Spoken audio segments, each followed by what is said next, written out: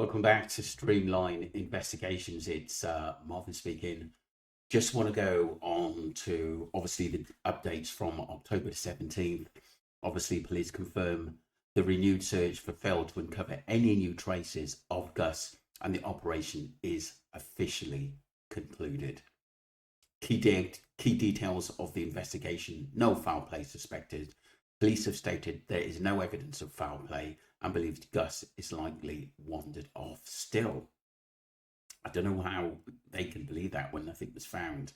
Misinformation on a social media. The search was hindered by misinformation, included a fake AI generated image of Gus being taken, which was shared widely online. Yeah, that was bang out of order. Only one clue. Apart from the fake image, the only potential clue was a single footprint found about 500 meters from the homestead. However, police and local trackers have since cast doubt on its significance because they didn't find anything else. They didn't find a shoe, a sock, evidence that the little boy was bleeding. While the physical search has ended, the investigations has been transferred to the missing persons sections of the major crime investigation branch. Police will continue to follow any credible leads. Family cooperating, the Lamont family is cooperating with the police and is being supported by the victim contact officer. So that is basically the update. That's all the updates I've actually got. But I do want to go over some points. I don't think Gus walked off because I think he would have been found if he'd been injured himself or injured by some kind of wild animal out there, maybe a dingo or dog or some other animal. I think there would have been evidence of that. And I do believe what that tracker said 2 weeks ago, that he doesn't think that Gus is out there in the wilderness. I think the answers lie closer to home. It said didn't someone die recently in the family? And it said that Gus is the beneficiary to that money as well. You know, there's got to be some kind of lead into that as well, which will probably be discussed at a later date. Accident on the land and a cover up, because like I said, we don't know 100% the timeline that Josie gave us was 100% right. We don't know that. We're just going about what she says, what she said to the police, but it doesn't mean it's right. He never walked off. I don't believe he did. I think he would have been found. I think there would have been some footprints. I know that there's a lot of wind and stuff there, and obviously the dust kicks up and stuff. I understand that. I've made it my business to sort of look at the weather and what happens out there. And, it is hard for the investigators to get around like it was the other day where the wind was kicking up and it was hard to sort of see things and do their work properly. But they did their best they can. It's worrying that there are no leads in this case. And I always will say that the truth lies close to home. I mean, we've got their narrative from Josie that she was the only one with the 1-year-old Ronnie looking after him. There was a sort of half-hour spell where she last seen him and she basically left Gus to his own devices, and then he was gone after that. That's all we've got. That's all we've got. And like I said, we're going to go on to an article by Gus's dad.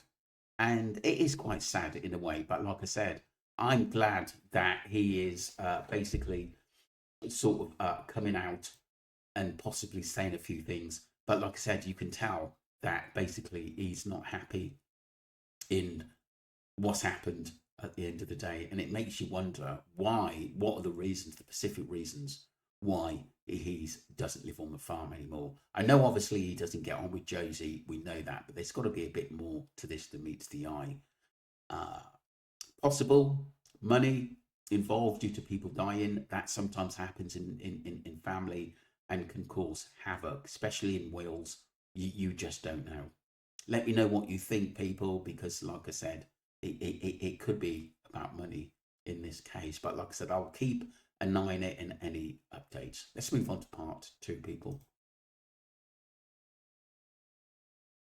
So the Daily Mail, Carly Smith, who's been covering this case wonderfully, should I say, and keeping us all updated. And this was from this morning, people, the 17th.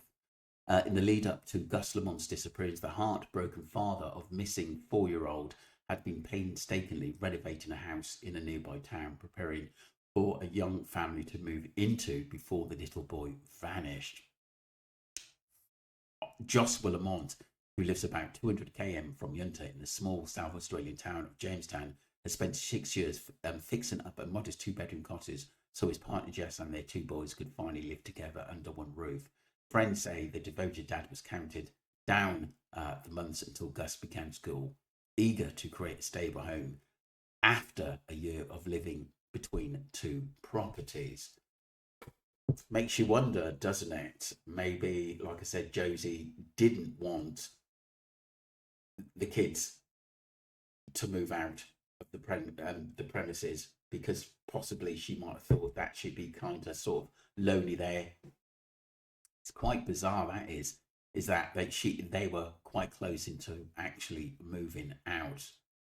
Friends say the devoted dad was counting down the months until Gus began school, eager to create a stable home life and years of living between 2 properties. Maybe that's all he could afford to do at the time.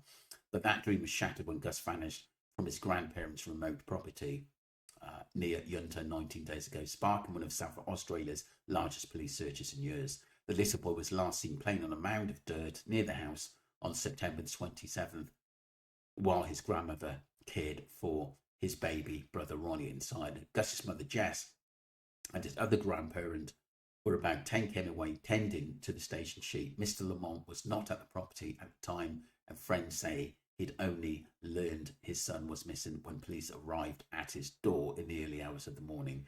That is so bizarre. That is so bizarre. Obviously, why didn't his wife ring him? I don't get it. Why didn't his wife ring him in early hours of the morning?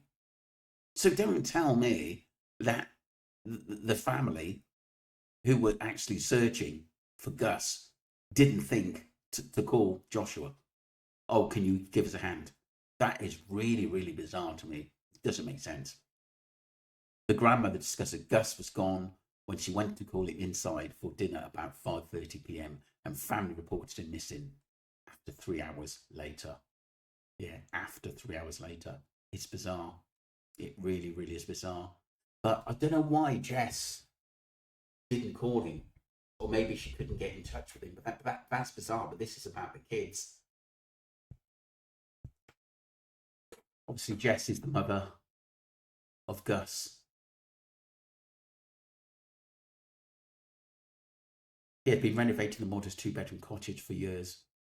Yeah, and it must be about like affordability as well. The preschooler lived at the Yunta homestead with his mother and 2 grandmothers, Shannon and Josie Murray. Josie transitioned 7 years ago and now identifies as a female. Gus' parents also share 1-year-old Ronnie, but have been living apart due to what locals describe as ongoing family dispute. Property records show Mr. Lamont purchased the 2-bedroom cottage set on 10 acres of land in March 2021, around the same time Gus was born. The $89,000 property was advised as a project home with a beautiful rural outlook and situated about 15 km from Jamestown. Pictured from the listing shows the older home needed extensive work throughout to bring up to a livable condition. A neighbour told Daily Mail that Mr. Lamont often travelled between Yunta and Jamestown while slowly restoring the home. It's not a tradie. He does odd jobs, the neighbour said, adding he had recently started work on the bathroom and was looking at schools for Gus nearby. Wow, he was doing his best.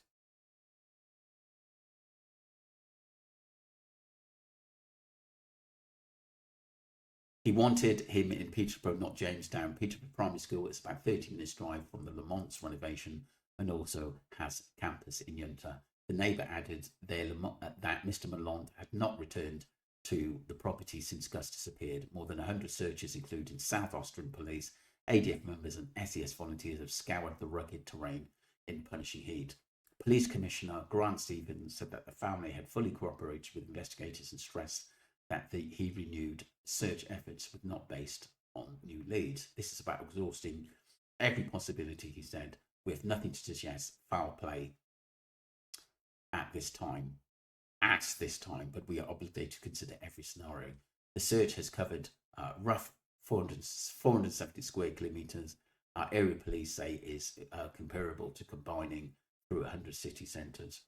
Gus staff has said the family remains deeply stressed and they continue to cling on to hope. There is Joshua. Mr. Lamont has not returned to his partially renovated home since Gus disappeared. No wonder, because he's thinking about his other 1-year-old son, that hope that he doesn't go missing. I would describe this as stoic, Commissioner Stevens said, but you can imagine how they're feeling without their boy and with their answers. This would be traumatic for any family. Police have this afternoon confirmed that they have no trace to Gus and that the search will unlikely. I just want to go back to a point that was made.